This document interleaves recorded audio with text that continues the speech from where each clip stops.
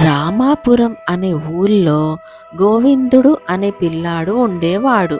ఓ రోజు గోవిందుడిని వాళ్ళ నాన్న పిలిచి పక్క ఊరిలో ఉండే తన స్నేహితుడింటికి వెళ్ళమని, అతడు చిన్న పెట్టె ఇస్తాడని, దాన్ని జాగ్రత్తగా తీసుకురావాలని చెప్పాడు.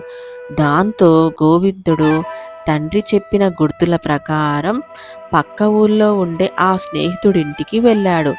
ఆయన కొన్ని వస్తువులున్న పెట్టెను గోవిందుడి చేతికిస్తూ, దారిలో దొంగలుంటారు, ఇంటికి జాగ్రత్తగా తీసుకెళ్ళు అని చెప్పాడు. ఇంటికి వచ్చే క్రమంలో గోవిందుడికి తన వెనకాల ఎవరో వస్తున్నట్లుగా అడుగుల చప్పుడు వినిపించింది. ఎవరో దొంగ తనని వెంబడిస్తున్నాడని తెలుసుకున్నాడు. దాంతో భయపడుతూనే కాస్త వేగంగా నడవడం మొదలుపెట్టాడు.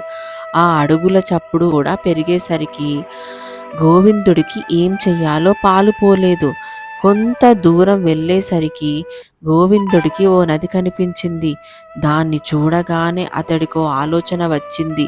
వెంటనే నదికి కాస్త పక్కగా ఉన్న పొదల్లోకి తన దగ్గరున్న పెట్టెను విసిరేసి నది ఒడ్డున నిలబడి, నా పెట్టె నీళ్ళల్లో పడిపోయింది అంటూ గట్టిగా ఏడవడం మొదలుపెట్టాడు.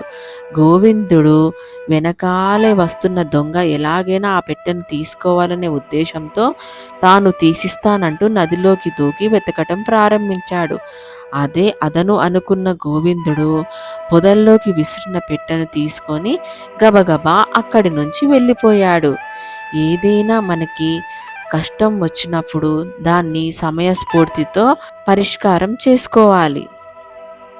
కోసాల దేశపు యువరాణి మయూరిదేవికి యుక్త వయసు వచ్చింది. కుమార్తెకు వివాహం చెయ్యాలని సంకల్పించాడు మహారాజు.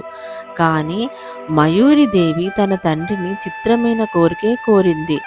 ఆ రోజు నుంచి తాను మౌనవ్రతం చేపడుతానని, తన వ్రతాన్ని భంగం చేసిన వ్యక్తినే తాను వివాహం చేసుకోవాలనుకుంటున్నానని చెప్పింది. ఎందరో యువకులు వచ్చి యువరాణి మౌనవ్రతాన్ని భంగపరచాలని ప్రయత్నించారు.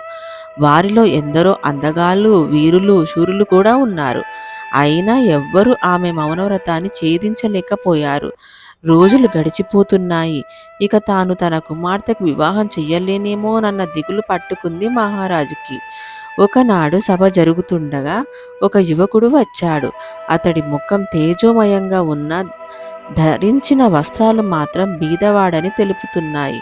అతడు మహారాజు దగ్గరకు వచ్చి నమస్కరించి, మహారాజా, యువరాణి గారు కొంతకాలం కిందట నన్ను వివాహం చేసుకున్నారు. కానీ నేను నిరుపేదను కావడంతో ఆ విషయం మీకు చెప్పలేక ఇలా మౌనవ్రతం అంటూ కాలం గడుపుతున్నారు అన్నాడు. వెంటనే మయూరిదేవి లేచి, అంతా అబద్ధం, ఇతను ఎవరో నాకు తెలియదు అంటూ గట్టిగా అరిచింది. అతను చిరునవ్వు నవ్వి, అవును, నేనెవరో మీకు తెలియదు. నేను అవంతి దేశపు యువరాజు వివేకవర్ధనుడిని. మీ మౌనవ్రతాన్ని భంగం చెయ్యడానికే అబద్ధం చెప్పానంటూ మారువేషాన్ని తొలగించాడు. వివేకవర్ధనుడి తెలివికి మెచ్చిన మహారాజు తన కుమార్తెనిచ్చి అంగరంగ వైభవంగా పెళ్లి జరిపించాడు. పిల్లలు, మీకు ఈ వీడియో నచ్చితే లైక్ చేస్తారు కదా.